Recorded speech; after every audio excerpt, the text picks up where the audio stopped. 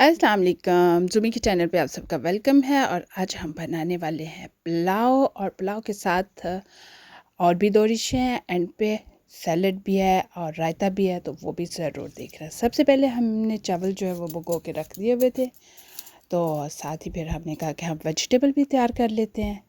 आलू लिए हैं और उनको हमने काट लिया डाइस में। तो वेजिटेबल में मैंने लिए हैं, मटर हैं, गाजरें हैं और फलियां हैं, स्वीट कॉर्न भी हैं, कहीं कहीं है दरमियान में ना, थोड़े थोड़े स्वीट कॉर्न है।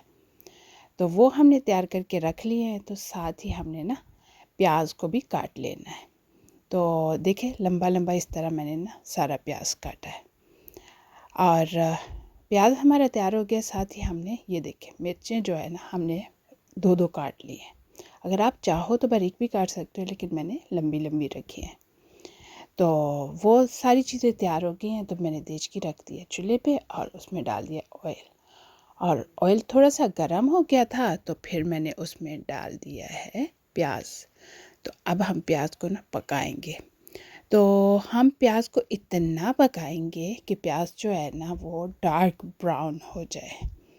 तो अब मैंने इसमें डाल दिया है काली मिर्च डाली है इसमें, और मैंने इसमें डाला है सूखी मिर्च डाली है, और साथ बे लीफ डाल दिया है, सिनेमन स्टिक डाल दिया है। डाल के तो मैं इसको भूने जा रही हूँ, साथ साथ ना इसको भूने जा रही हूँ, और साथ साथ चीज़ें जो है वो डलती जा रही हैं।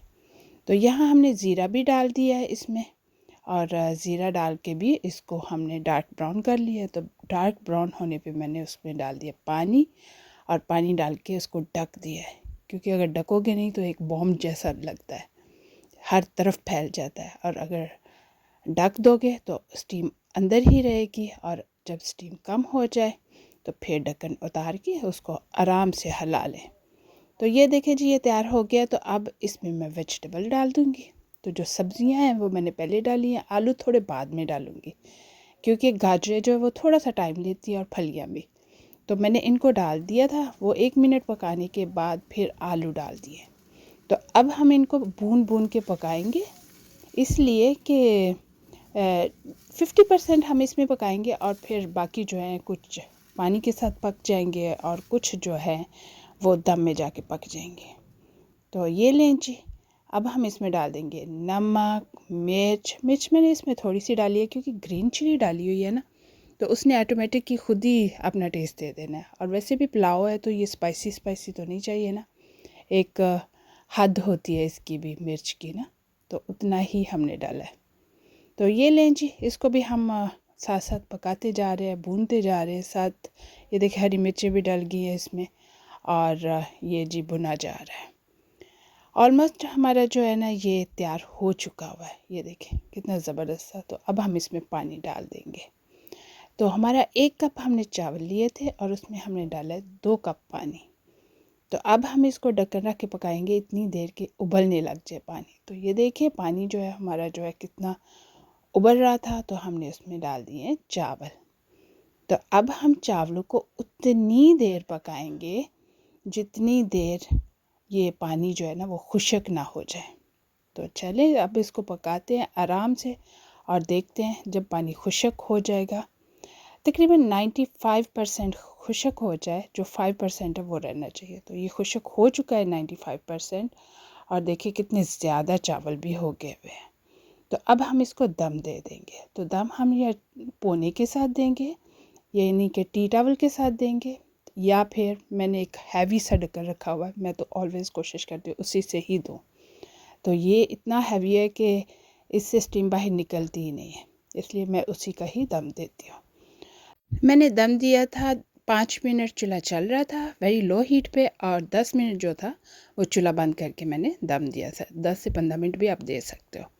तो उसके बाद ढक्कन उठाया है, और देखिए इतने ज़बरदस्त से चावल जो है वो तैयार हो चुके हुए हैं।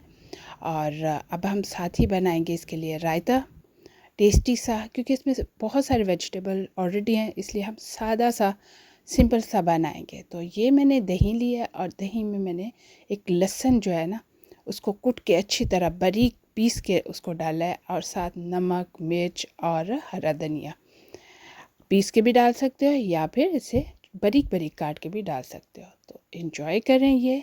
और अब हम आप आपको देते हैं आनियन की रेसिपी। अचारी आनियन और पुलाव के साथ बहुत मज़ा आता है, तो इन्जॉय करें।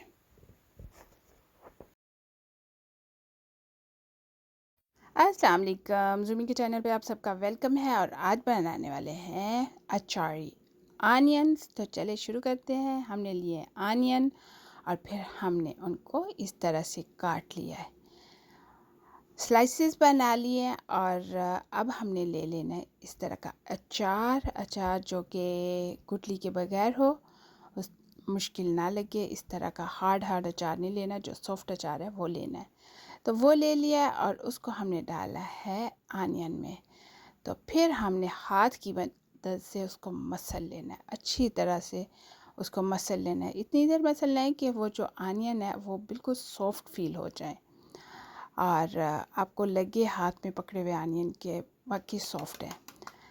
तो ये देखिए जी, हमने अच्छी तरह से इसको मसल रहे हैं और वाक़ईतन बहुत मज़ेदार है। आप इसको बिरयानी के साथ ले सकते हो और आप इसको ले सकते हो रोटी के साथ, ले सकते हो। बहुत मज़ेदार, किसी सालन के साथ भी आप इंजॉय कर सकते हो। तो फिर हमने थोड़ी सी नमक और थोड़ी सी रेड पेपर डाली है और फिर दोबारा से उसको ना मिक्स कर लिया, क्योंकि अचार जो होता है वो इतना स्पाइसी नहीं होता, वो इनफ स्पाइसी होता है अपने लिए, लेकिन यहाँ आनियन भी है तो इसलिए थोड़ी सी स्पाइसी करने के लिए हमने नमक और रेड चिली पाउडर डाल दिया। तो ये लें जी, ये तैयार हो गया है। तो अब हम थोड़ा सा हरा धनिया लेंगे, तो उसको भी काट लेंगे इस तरह से बारीक बारीक काट के। तो उसको भी हम इसके अंदर ही डाल देंगे और फिर दोबारा से मिक्स कर लेंगे उसके अंदर डाल के। हरा धनिया से ये है कि उसकी खुशबू भी और आती है और दूसरा ये कि खूबसूरत भी लगता है। ये देखें, अब हमें हाथ से मसलने की ज़रूरत नहीं है, अब हम चम्मच की मदद से उसको हिला देंगे। तो ये जी, ये ले हमारा जो है वो तैयार हो गया है बिल्कुल, आनियन अचारी आनियन। तो चले अब आप भी बनाएं और मुझे ज़रूर बताएं कि आपको मेरी ये रेसिपी कैसी लगी। चैनल को लाइक, सब्सक्राइब और शेयर ज़रूर कीजिएगा और कमेंट्स बॉक्स में कमेंट्स भी ज़रूर दीजिएगा। अल्लाह हाफिज़।